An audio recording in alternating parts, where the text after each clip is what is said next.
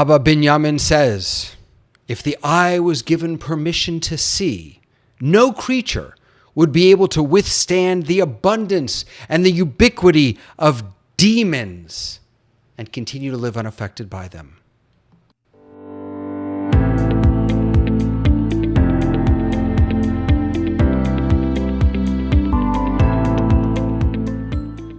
Welcome. Oh my Lord.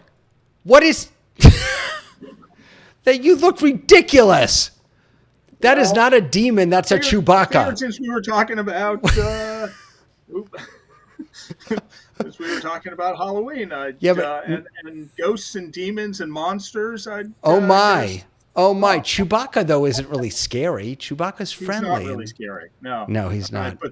But my Frankenstein costume would have taken a lot more time to get into and get I really appreciate the effort. I have to say, I really appreciate the effort. So, how you doing, Rabbi? I'm doing great. Fired up and ready for Halloween, I guess. Yeah. So we're going to talk about Halloween and Judaism, but before we even did that, we wanted to just dive into, do we even believe in witches and demons and ghouls and all that good stuff? The first quote that I shared with you is from the tractate Brachot. It's as I was doing some study about this, I was amazed at how they are all over our rabbinic texts. Abaye says that they, meaning demons, are more numerous than we. There are stories about how apparently people believed that you were particularly susceptible to a demon sighting, I guess, in the bathroom.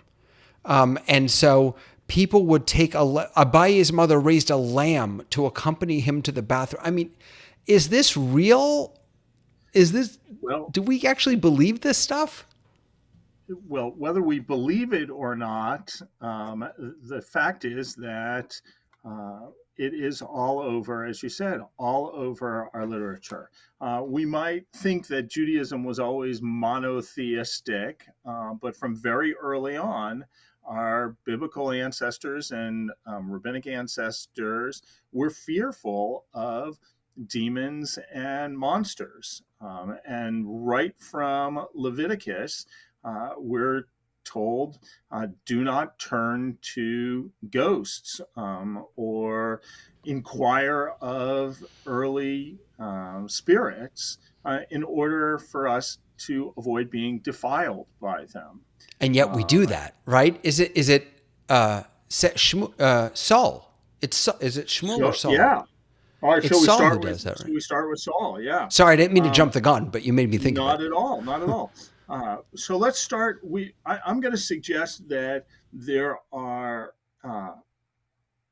ghosts, there are demons, there are zombies, all right, and there are monsters. Okay, 4 different categories in Jewish tradition, all of which, all of which we find really in Jewish tradition. So you mentioned what we would call a ghost, Rafa or Ruach or Hamet, all right, a ghost or a spirit or even just the dead. Ghosts and spirits of those who had died continue to dwell among us. And that's a pretty ancient belief. And all you have to do is go to Fiddler on the Roof, okay? From a Sarah, the late wife of Laser Wolf, is coming back to haunt him. You mentioned. Yeah. Sorry, real quick though, because my association with ghosts is, as you said, to haunt him. It's it's a very, except if they're making pottery, it's a very negative connotation with ghosts, and the idea of always the case, right? So that's why I'm asking, because I mean the idea of linking the memory of my loved ones with ghosts feels odd, right? For sure, and in fact, the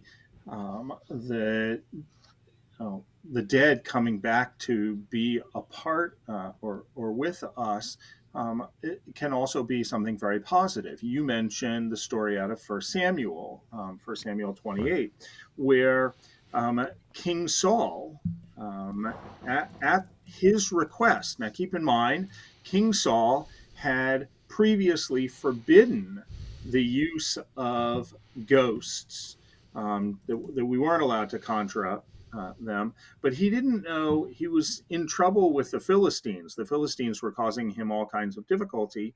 And so he doesn't know what to do.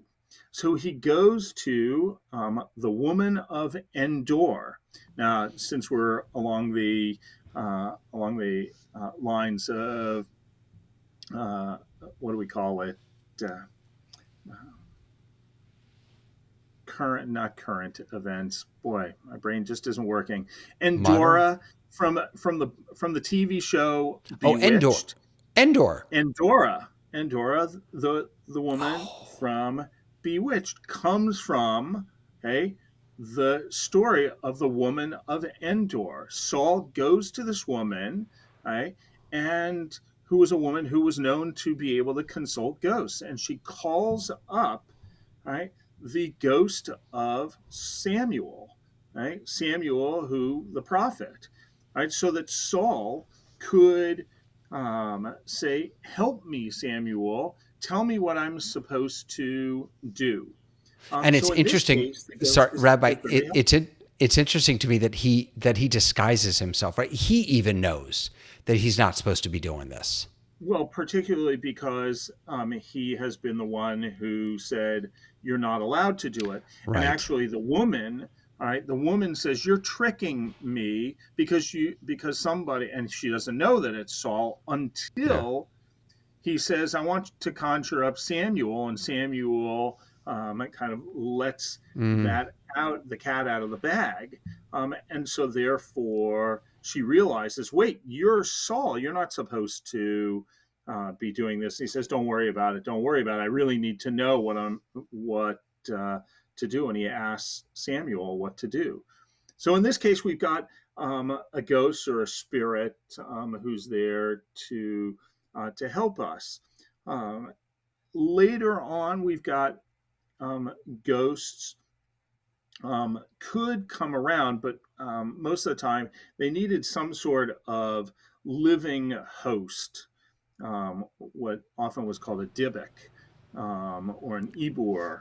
Somebody you needed somebody to come into a living person, and that was the way in which the dead communicated That was a with us. Dybbuk?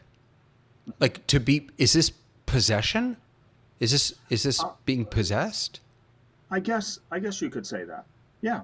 That that I and had it no wasn't idea. necessarily for a negative. It was but it Yeah. could be for a positive, that the deceased couldn't speak on their own, but could use somebody living to do that. What So is that? that's so that's Do you good. remember that famous story from the Talmud about? Forgive me, I don't remember where it's from. About these. Was it two children who died? I think, and they would. Oh goodness gracious! And their souls would. They'd wake up and I can't remember it. It's this great story about how whether or not we can communicate with it, not inanimate but unbodied spirits. I didn't know that spirits would actually sometimes enter into human body. That's fascinating. Yeah. Huh. So let's talk about our second category, a mazik. A mazik is a demon, and a mazik, a demon, is kind of like a liminal supernatural being whose main function was to annoy or to tempt or to harm or even kill human beings. That's why sometimes, like in Yiddish, they'll use the word mazik for an annoying child. He's a little mazik. Well, that's because he's a little demon. Oh my goodness.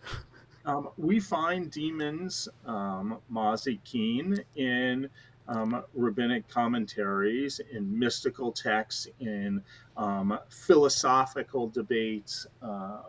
They're all over parables, proverbs. all over the place.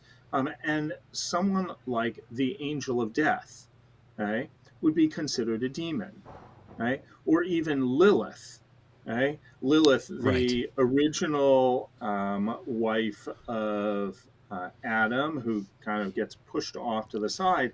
And who is Lilith? Unfortunately, she gets the raw It's a end of the bad rap. deal. Yeah. She gets a bad rap as Yeah. a killer of babies or pregnant delivering women. Um, but in as you mentioned, demons are seen in rabbinic literature as being extremely populous.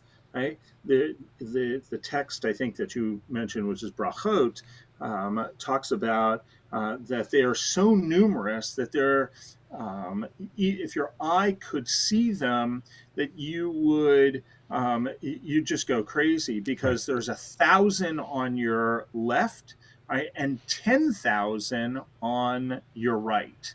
Right? They're all over the place. And what are they responsible for? Well, they're responsible for all kinds of interesting things like the crush of crowds. All right, so the next Right. time you're feeling a little constrained or in traffic, blame it on the demons. Right? Or if you're feeling a Wait, little before you go on, tired, before you go on, let me just ask you a quick question. Do you have a sense that, because as you're describing what these demons do, it sounds to me like that demons are a way to personify all the annoying stuff that's happening. And I wonder, do you feel like demons were anthropomorphized. imagined? Yeah. What did I say? Yes, anthropomorphized. Personify, I think. Do you think that demons were imagined as real beings, or were they, again, sort of an anthropomorphization of the nudniky annoying things?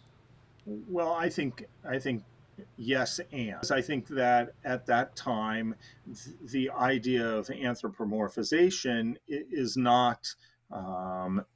It just wasn't that way in history, and so in order to understand why am I feeling fatigue, or why are my clothes wearing out, or why am I bruising? Well, that's because there is some external uh, thing, right? In this case, a demon, right, who's causing those things. Right? Now, I don't think we necessarily we feel that way, and we can look back historically and call it anthropomorphism, or personification of that. Yeah. Gotcha. So let's talk about our third category. We got zombies. Oh, I Zombies love are kind of zombies. interesting. Zombies Great are. zombie movies. I'm just not a big zombie guy. You're not a zombie guy? Nah, I'm not a scary movie guy. So You're what? more of a Chewbacca guy. I can deal with Chewbacca. Yeah, warm, fuzzy, Right, warm and fuzzy. friendly. Don't mess with him because he'll, take you down. Um, so we do have times where the dead rise up. Probably the most well known is the story of the dry bones out of Ezekiel 37. I actually I wanted to acknowledge it because it's so common, but I actually don't think that that's what we're talking about when we talk about zombies, because in the dry bones story, really Ezekiel is prophesying that these bones are going to come back to life. It's more resurrection of the Resurrection. Yeah, dead, that's what I was thinking. and that they're going to be fully human beings once again, versus dead people in kind of hopping out of their graves. On the other hand, we do have a story of this. Okay? Another Talmudic story, a story about how a magician is wandering around, messing around in a graveyard, and he comes to the grave of Rabbi Toby. Rabbi Toby ben Matana, I think There's is. a Rabbi Toby. Yeah, I swear. Yeah, That's yeah. It's fantastic. Baba Batra 58A or something. Rabbi Toby is lying in his grave, and this magician comes and starts messing around. And so Rabbi Toby reaches out of his grave and grabs the man by his beard and is holding on. And this is like perfect, scary movie. Right? He's holding on to the man's beard so long that another rabbi, Rabbi Abaye, has to come and tell Rabbi Toby, let him go. Enough already. So he lets him go. Okay. And then the man How have I doesn't get not the heard this picture. story? How have I Okay. not heard Doesn't this get the story? picture. And a year later comes back and is still messing around. And so Rabbi Toby reaches up, grabs the man's beard again, right, and holds on to it until the point where Rabbi Abaye has to come and bring a pair of scissors to And cut cut the his. man's beard Oh my because gosh. Rabbi Toby won't allow him to go. So in that case, I'd say That's that's a fantastic. pretty good zombie story. Yes. Um, yeah, for That's sure. Right? fantastic. I'd never heard That that is the before. dead acting in society. All right, so we do our Wow. fourth one, and that's just plain old monsters. And here's where uh, we have monsters. The question is, are they real monsters or are they unknown animals or strange animals? Probably the closest that we can get to is what we call the golem. Right? Right. The golem, who is an inanimate, right, being, usually made out of clay or earth, okay, that is um, amorphous at the beginning, unformed. And we actually have this in the Psalms. Golmi, my golem, is my early, unformed, amorphous shape of myself. Right? But a golem, right, is this made out of clay, and then it is formed and it is then created into a being. And So, you know what one of the things that's fascinating to me about golems in particular, I, I never thought of them as monsters. That's really interesting. Is that golems are not just created, they're not divine in any way. We can make them. Right? we This is make from Sanhedrin. Rava, who was a rabbi of the Sanhedrin, created a man, a golem, using forces of sanctity, that somehow we have this power to create, we can create monsters.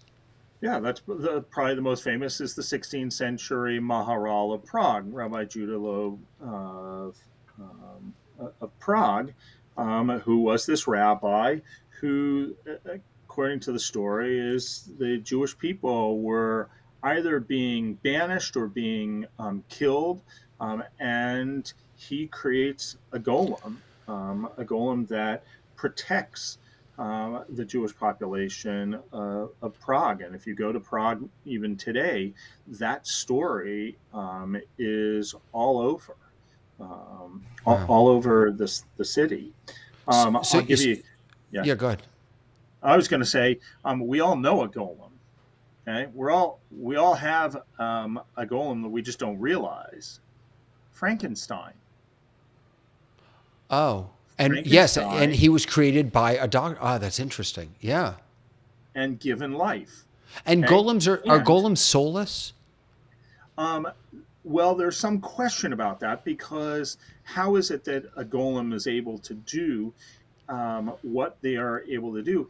Is supposedly they're given a shem, right, a name, and we know that names are powerful, and that when that shem and it goes into their mouth, all right, then they're able to act, and the story is that um, the Maharal of Prague, Rabbi Judah Loeb of Prague, would every Shabbat would remove the divine, the Wow. divinity, the name um, out of the golem, and he'd slump down, and he would be able to rest over Shabbat. Okay, Even a and golem there, needs to rest on Shabbos.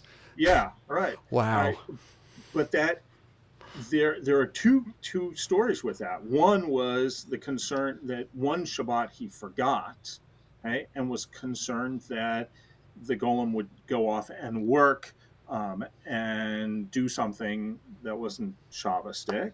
Right. There's another story about how the golem falls in love and is rejected, right, and then becomes a violent monster. Okay, so there we have Frankenstein. We also have Beauty and the Beast. Right, You're this ruining I. all of these great I'm sorry, I don't mean to the, kill it for you, the but I think the themes, the yeah. ideas, all right, if nothing else, whether we believe or don't believe in these creatures, the idea that the ideas continue through history, I think, is what's really interesting. That's All right, amazing. So, all right. So we've got witches. We've got, or you didn't do witches. We have monsters. We have what are the demons, we have monsters, ghosts, and we have ghosts, demons, and we have zombies, and we have and monsters, monsters. zombies and monsters. Yep. So if we have all of these, it seems to make perfect sense that every Jew, it would be a Yom Tov. It would be a sacred day, Halloween, that we would all be celebrating Halloween to celebrate our demons, our zombies, and our monsters. Yeah, except that isn't the case. All right. So there's differences of opinion on this. All right. Historically, we have avoided Halloween. Why have we avoided Halloween? Because there's a consistent historical belief that we shouldn't do what other peoples do. Right? And the fact that this Halloween, right, we don't know exactly. There are two very conflicting opinions as to how it arises. I My feeling, my research is that this started as a pagan holiday. Okay, not it wasn't a Christian holiday. All right, it was a Celtic pagan idea that the year is divided into two halves. Okay, roughly spring to fall, and that's the time of light, and that winter into spring is the time of darkness, and that the holidays marked the transitions between those two halves. Okay, and so there was a holiday that occurred on November 1st, okay, called Soan. Right? Soan was the precursor to Halloween. And the Catholic Church picked up on this. Right? The theme of the dead, the theme of a holiday around this particular time. And at that point, it, Catholicism still held on to perhaps the idea of starting a day in the evening before. So, what's the evening before November 1st? All Hallows October Eve. 31st. Yeah. All Hallows Eve. Okay. Now they added to it the idea of taking care of the saints, All Saints Day, which was All Hallow Mess, or All Hallows Mass. They would celebrate a Mass. And that eventually became Hallow Mass, same thing as Christmas, Christmas, Christ's Mass. Well, this was Hallows Mass, which eventually becomes Halloween. Okay? Wait, quick question. The hollow in hollow mas, is that, do you know the etymology of that word? I don't what I think hollow it's mean? sacred. Oh, Sacred. from like holy, Hallowed. hallowed. Yeah, Okay. saints. All Hallow, All Saints Mass, Okay, so Hollow so the name Halloween is a Christian invention. The day itself has pagan is origins. pagan, I Celtic got you. pagan. Okay. All right, in the beginning, and so all right.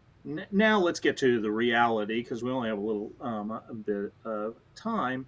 All right, do we celebrate this holiday? Right. All right, is there? And I could argue that Halloween is not a Jewish holiday. In fact, it's antithesis. It's an antithesis to Jewish values. Jewish values are about Taking. Halloween. We're all about Right. taking candy. All Right. right. Wait, Judaism hold is on. Before you tell us what we should do, let me just run by you what I did as a dad. All right. And then I'll know if I did it right or wrong. So what you just said has always really bothered me. I should say, I shouldn't say we. I very rarely go out and talk to my neighbors. That's just not the kind of guy I am. When I'm at home, I'm on the couch, and the idea that the first time that my children would meet their neighbors each year is to say, gimme, gimme, gimme, always rubbed me the wrong way. So, and on top of that, it's not a Jewish holiday. So what we did in my house is, well, I should say back when my children listened to me, what we did in my house, because they don't anymore, is I told them that we're not going to celebrate Halloween, but we can absolutely help other people celebrate Halloween. So we're going to open our door. We're going to give candy out. We're going to help other people celebrate Halloween. And because you're doing a mitzvah of helping other people celebrate their holiday, every time you give candy to one person, you get to keep a piece of candy. That's how I did it. That is a beautiful idea. I think there's nothing wrong with that until your kids say, "Why can't I go trick or treating?" Exactly, which is exactly what happened. It's exactly what happened. Yeah. And this is where I think that if I was concerned that my children, by dressing up, were somehow going to go off the Jewish rails, then I might say, wait a second, it might not be something we want to do. Let's do a little time out here. Let's reorient. This was about being with the community. It was about having a good time. And I think that we have plenty of holidays that are American holidays, and therefore, for us to be a part of society, I don't want my kids to be divorced from society, right? Simply because whatever it is not explicitly Jewish. Right. I think there are plenty of things that we do. We don't really have time to dig into this, but I would just as by way of pushback, I would say that and maybe we could talk about this closer to Christmas. Is this a slippery slope, right? If we say that Halloween is an American holiday and we want to be able to participate in, is that not also true for something like Christmas? Especially given what you just taught us about the names and Hallow, Mas, and... Yeah, but the problem is that none of those are observed anymore versus Christmas, which is observed by serious Christians as a religious holiday with religious implications. I think that if I was concerned that we were in some way misappropriating someone else's holiday, which is what I often think happens with Christmas. If I put up a Christmas tree in my home, I am misappropriating somebody else's religious symbol because a Christmas tree has religious symbolism, at least for people who take it seriously. Yeah. Right? I don't think that is necessarily the case with Halloween. Yeah. Right? It's too far away. It's too much separation in history. Do you keep your lights on? Do kids come to your door? I do. Although my neighborhood, for some reason, is just not the cool neighborhood. Right? So last year, maybe I got like 3 trick-or-treaters. Wow. Right? That was it. Don't come to my house because we just use whatever candy that we have. You don't buy anything special. Because otherwise we eat it. So we don't want to. Right.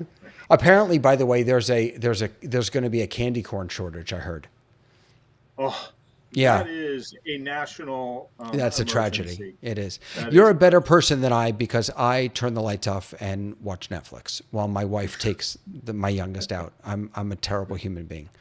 Um, I Well, learned you have so better much qualities today. in other states, in other Thank ways. you. I appreciate that. This was really interesting. Most of the stuff I didn't know, and I learned so much. Thank you so much for your time today. That was awesome. Really, really Uh, awesome. Happy Halloween. Yeah, happy Halloween, everyone. So, friends, we'll be back in a couple weeks. Make sure to check out services here at Temple Sinai. Come on site or watch us at tsnd.tv. Yeah, And I will tell you, if you go on tsnd.tv and you miss any of these, or this is your first time tuning in, you can see our other programs. right. They're all there. We have a special spot for our face to face program, so you can scan around and find something of interest. Check them all out. Thanks, Rabbi. See you later, everyone.